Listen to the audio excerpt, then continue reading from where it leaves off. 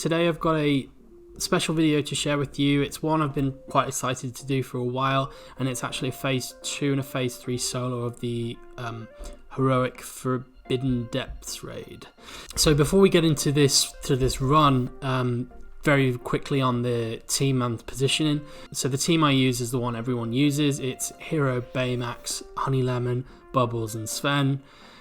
Some people like to use Anna instead of Baymax here, but I actually prefer it. It's that there's less RNG involved if you use Baymax. I know it's a little bit less free to play friendly, but at this point most people should have unlocked him. So in terms of the positioning, you're going to have Baymax in the center, front middle. He's going to die first.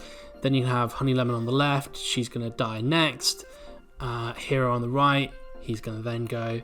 And Bubbles behind Honey Lemon and Sven behind Hero. It's really important to have this placement because of the way the insta-kills work.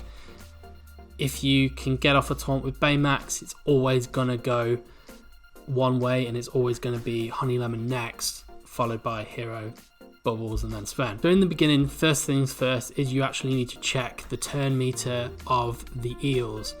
If for whatever reason Jet Sam has really high turn meter and is going to go before Float Sam no matter what, you're going to need to restart. Float Sam must go first. The reason being because if Jet Sam goes first and purges, which he will do on his opening move, then you're not going to be protected against Float Sam, who's going to charm, and your run is just going to go downhill very quickly. So check who's got the most turn meter. If it's Float Sam, you're good. If not, you're going to have to restart. So after that, you're going to want to use Hero's Micro Barriers ability. You want to put up the evades first thing. As you can see in my run, Baymax is the one to go next. And I actually use Baymax's mass impact here. The reason being is because he actually gives a load of buffs. He puts a load of buffs on the field. This makes it harder for Jet Sam to purge. If you've got more than 3 buffs, he's only going to purge those buffs, and he's not going to land the Intimidate and the Helpful Immunity. And the other reason why I actually like to use Baymax's mass impact first is because it can't cleanse the Helpful Immunity, so it's obviously better to use that ability to get the buffs out in the field if he can't cleanse it anyway. So that's essentially what you're going to do here. Float Sam's going to go next. He's going to miss the charm, and then Jet Sam's going to purge. Jet Sam won't purge, as I said, because of the additional buffs that I've got on the field. As you can see in this video, actually Bubbles and Sven both get debuffs landed on them. Not to worry, you can use Bubbles to clean up Sven, and you can also use Baymax to clean up Bubbles, so not a problem there. So once you've got the initial bit out of the way, you're going to want to get the Cauldron out as soon as possible. This is your next play. It should naturally happen. The eels will land poison, they'll do some damage, and that will obviously charge the spell. Once you're ready to place the Cauldron, once the spell's actually charged, you're going to wait until Hero has his Micro Barriers ability. The reason being, as soon as he puts an evade on that Cauldron becomes protected. If you don't have an evade on that Cauldron, the eels are just going to target it and it's going to ruin your run. The other reason it's really good to obviously have Baymax here is because you can potentially put up his taunt and protect the Cauldron that way. And then it becomes about setting up the routine. Once your Cauldron's out, you're pretty much good to go. And you're going to do this very particular routine. So the routine is, with Hero, you're going to scan either the Cauldron or Bubbles. Most of the time you want to scan Cauldron in order to give that additional magic. You're only going to want to scan Bubbles in the event that an eel is about to go and you need to potentially remove some turn meter to extend that run. And then the other side of it is you want to use Hero's Micro Barriers as much as possible. It's really important to stack the evades in this because it becomes really important later on in the run, and you'll see, and I'll explain it a little bit further on. So that's pretty much Hero. With Honey Lemon, you're going to only use her basic ability, and you're going to kind of distribute this attack based on which eel has most turn meter, whether the eel actually has slows, because Honey Lemon, she inflicts slows on her basic. You're not going to use her specials please avoid them. With Baymax, you're going to want a patient Sven, and you're going to want to use this ability as much as you can, wherever you can. If you're obviously scanning the Cauldron a lot, it's going to give magic. If you have the chance to use patient over one of his other abilities, please use that, because it obviously doesn't do damage and it doesn't give the eels turn meter. The other reason for patient in Sven is Sven actually takes buffs from other characters on the field, and that includes taunt. So if you're taunting with Baymax and you don't have patient on Sven, he can take that taunt and then make himself subject to, insta kills, some attacks, some whirlwinds which remove his stacks, and ultimately if they remove his evades, they can purge his additional crits. So you just want to avoid that at all costs, really. And then moving on to Bubbles. With Bubbles, you're going to pass the ticket to Sven and only Sven, and you're going to use Stare Down as much as possible. You're not going to use his basic attack. You're going to use Stare Down on the eel with the most turn meter, or the eel that is like closest to the insta kill, because obviously you want to prevent that insta kill from happening. And then finally, you've got Sven. Sven is just going to eat carrots. You don't want him to do anything else other than eating carrots, other than getting those guaranteed crits. The more of those he gets, the more stacks he gets, the easier it is to solo phase 3 when you get to it. You don't want to ever use his basic attack, and the reason being is that he's going to sometimes assist the others when they're using their basic attack. Sven is obviously the damage dealer here, and he gains more power the more crit stacks he has. He's going to naturally kill the eels by himself on the passive ability, on his passive assist, really. Now, for clarity, I should say that you're not going to want to use Sven's basic in phase 2. You're going to want to let that passive ability just naturally assist. However, when we get to phase 3, you're definitely going to want to use his basic attack then. So very quickly on the spells that we want to be using, as you've seen from the gameplay, we're going to be using the Cauldron. Cauldron is absolutely necessary. It obviously massively helps if you've got it leveled up to level 4 like I have for that 3 magic. That magic is just going to keep this team ticking. You're going to be able to use Stare Down a lot more with Bubbles and put Hero's micro barriers up a lot more. That's the aim. You really just want Bubbles and Hero to take the magic from the Cauldron. And then in terms of the second spell, you're going to want to use Shadow. Now, I like to use my Shadow on the Cauldron, and there's a couple of reasons for this. Number one is you're going to be able to actually generate another Shadow in time for the next phase. So if you had concerns that you weren't going to charge the spell, the eels will do enough damage and target that Cauldron.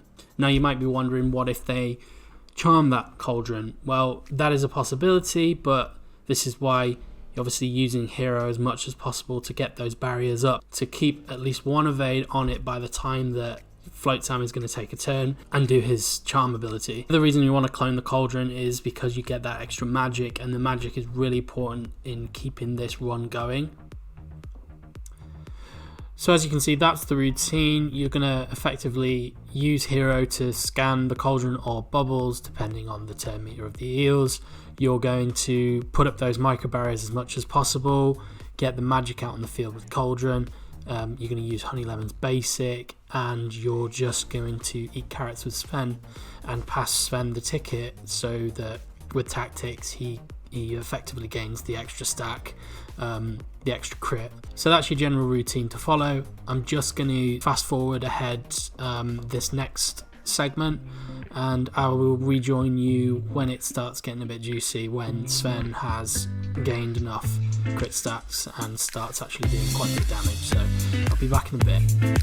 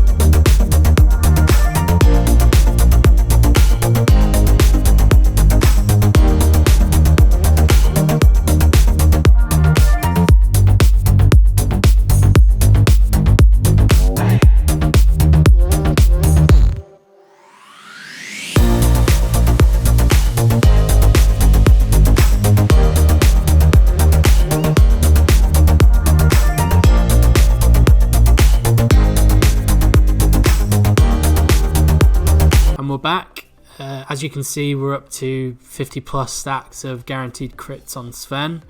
At this point, he is hitting really hard on his assists, and I do start using his basic attack just so I can,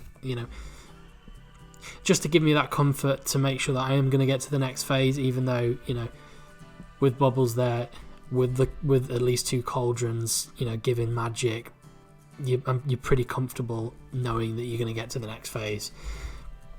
Even if you want to eat a couple more carrots just before you get there, it's more beneficial to go into the next phase with as many of these guaranteed crits as possible. I have seen some other people's runs where they get plus 70, 80 stacks into phase 3, which then makes the phase 3 go down much quicker. So in this stage of the run, you're going to be down to Hero, Bubbles, and Sven, and then it becomes really easy to dictate the tempo of this raid when you've just got 1 eel left, which is Jetsam. He's not gonna charm. He can purge, but with 2 cauldrons out, with Bubbles there, with Hero, you can really control him and make sure he doesn't really take a turn, and take advantage of the passive assist from Sven. Ideally, you want to use Hero's micro barriers as much as possible here. You want to gain as many stacks as possible, because when you make it into the next phase and the subsequent phase 4, you basically have a couple extra hits with Sven in phase 4, the more of these evades that you've got on it. Importantly, the other thing to note at this point in the raid, when you're down to these 3 characters and you're just down to 1 eel left, you want to be scanning the cauldron more than Bubbles. It's a lot easier to control 1 eel, and the cauldron actually gives speed meter to Bubbles, so you don't need to speed him up that much. Now, I do feel it's possible to actually get through this phase with Hero. I just haven't been able to perfect that yet. Sorry, with Hero being alive. But I just haven't been able to perfect that just quite yet. So you're gonna see soon that Hero's gonna bite the dust. And then at this point you're gonna go into phase 3 with effectively a shadow ready, Bubbles, and Sven. Importantly, hold on to this shadow. You don't want to be using it. As I say, you just clone that 1 cauldron and then you take the shadow into the next round. And the reason being, you're just going to go for pure offense in the Ursula phase. In this phase, as you see, I immediately drop the other shadow and I just start using the basic attack. This is purely, you don't really want to be eating carrots in this phase. I do on a couple occasions eat carrots here, and that's I'm just trying to judge the speed meter really. If I think Bubbles can take a turn in time and possibly remove some turn meter, that's why I actually ate the carrot with Sven on one of these instances, but for the most part you just want to be using that basic attack. It's unfortunate that I lose Bubbles here. I feel again that this is another phase that you can probably get away with taking Bubbles into phase 4 somehow. Again, just not perfected that yet. That's something I want to work on. And finally, you're going to go into phase 4 with Ursula, and yeah, you're just going to have 1 Sven. And as you can see in this phase, Ursula's going to just keep taking so many attacks. She'll put up 3 or 4 tentacles, and each one of those is going to take attacks. So the more stacks that you've got on Sven at this point, which is why I mentioned it was really important to gain enough stacks going into phase 3 and phase 4 of evasion, is that Ursula's just going to keep missing him, and then you're going to get at least maybe 3 or 4 big hits in with him in this phase, which could easily do, maybe 400 to 500k. So as you can see, lots of stuff to consider in this raid. It's my score will come up at the end. I think it's just under 8 million, but yeah, a full phase 2 and a phase 3 solo with a little bit of phase 4. I hope you liked the video, guys. I really enjoy making raid videos, so and theory crafting, so I'm going to hopefully put out a couple more.